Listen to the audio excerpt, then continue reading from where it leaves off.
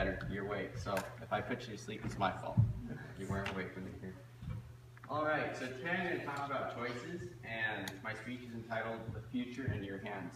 Technically, the future is in God's hands, but when it comes to choices, it's in your hands as well because you have to make those choices. I'm going to start off with a short story. 5 wise men got lost in the forest. The first one said, I will go to the left. My intuition tells me that. The second one said, I will go the right, because the right comes from the word rightness. The third one said, I will go back. We came from there, and it means that I will go out from the forest. The fourth one said, I will go straight. We should move forward. The forest will end, and something new will open up. The fifth one said, you guys are all wrong. There is a better solution. Wait for me. He found the tallest tree and climbed into it. While he was climbing, everybody else scattered towards their own sides. From above, he saw where they should go to leave the forest faster. Now he could even see in what order the other wise men would reach the end of the forest. He climbed higher and saw the shortest way. He understood the problem and found the best solution. He knew that he did everything right. The others were all wrong. They were stubborn and they didn't listen to him, but he was the real wise man. But he was wrong. Everybody was right. The one who left to the left found himself in the thicket. He had to starve and fight with wild animals, but he learned how to survive in the forest. He became a part of the forest and could teach others the same. The one who went to the right met thieves. They took everything from him and made him steal with them, but after some time he had woken up something in them that they had forgotten: humanity and compassion. The remorse was so strong in them that after his death they also became the wise men.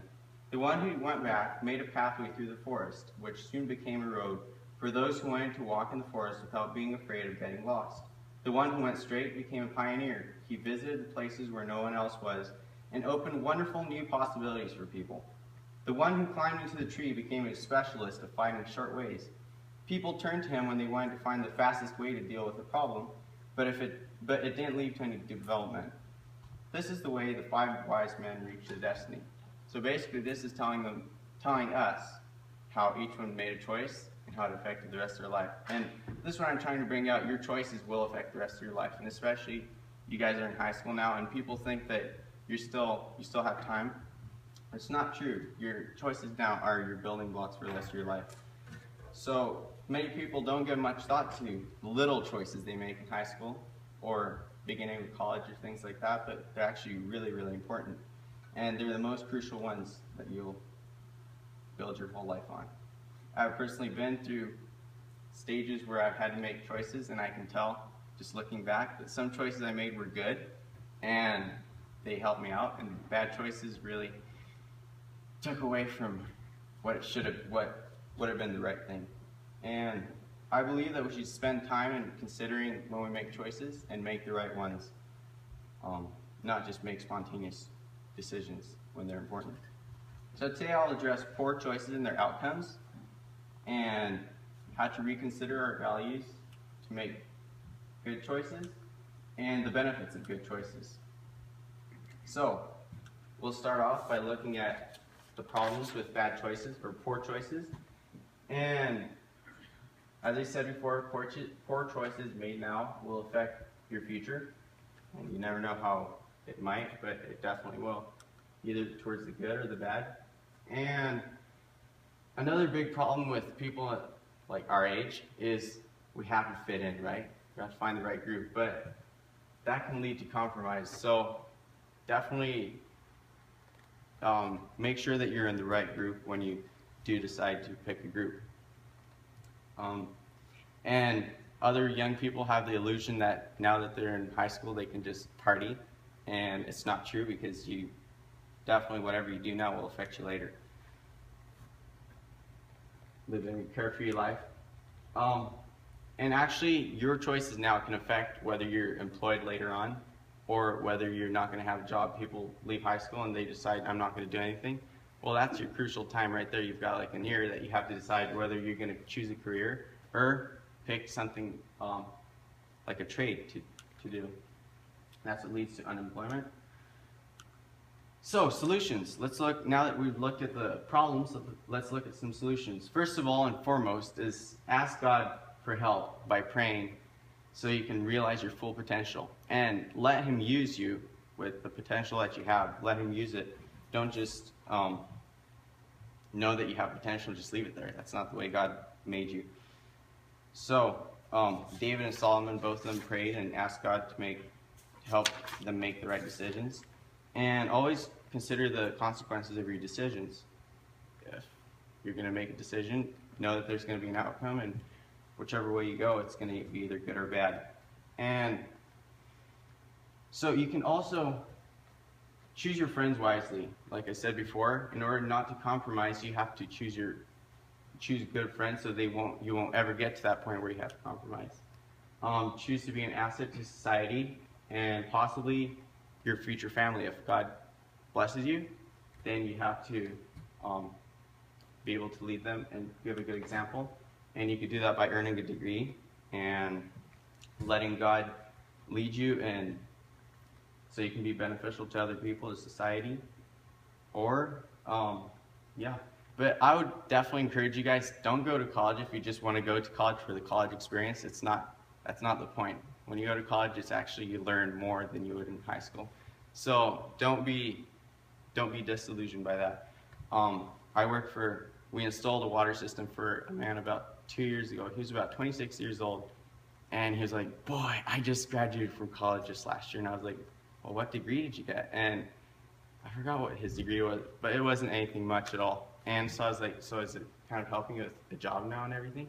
It's like, "Oh no, it's never going to help me with the job, but at least I went to college and I had the college experience. I got to party every Saturday night." And I was like, "Okay." And then he was like, "Although I do have $120,000 in debt, but it was all worth it." So definitely that's not a good point to base your decision to go to college on.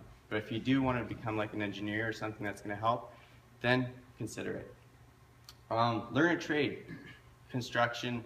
You can work with agriculture, many different things, mechanic, engineer, and those will help other people, and those are very useful.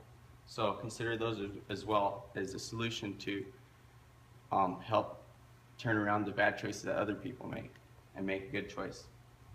And another pretty important point is choose to work. Most people I've seen people that are 40 years old staying at home and gaming, not working, they're living on welfare. I can't bash them because they might have started small, like they got an injury or something, and then they started depending little by little on welfare.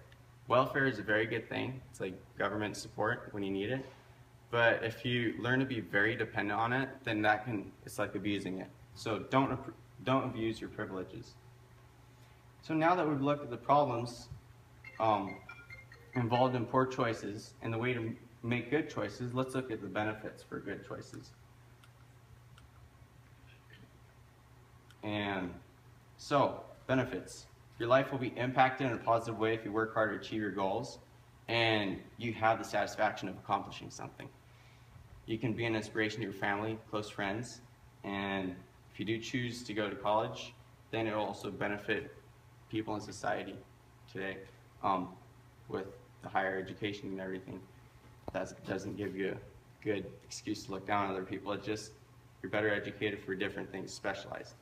So, and another thing is, if you're blessed to have a family, then you can provide for them. You don't have to worry about different things. This is what you can pray to God to help you out when you're in need, but you have to do your part as well.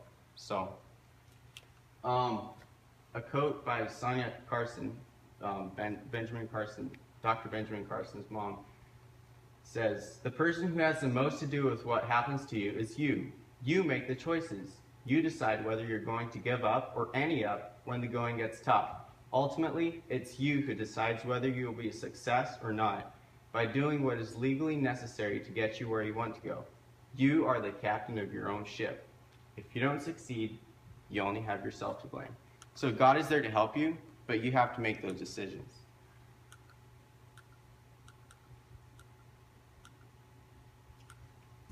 So what we've looked at today is we've looked at how poor choices can affect us in a bad way, how good choices can affect our life, and how to seek God's guidance to make good choices.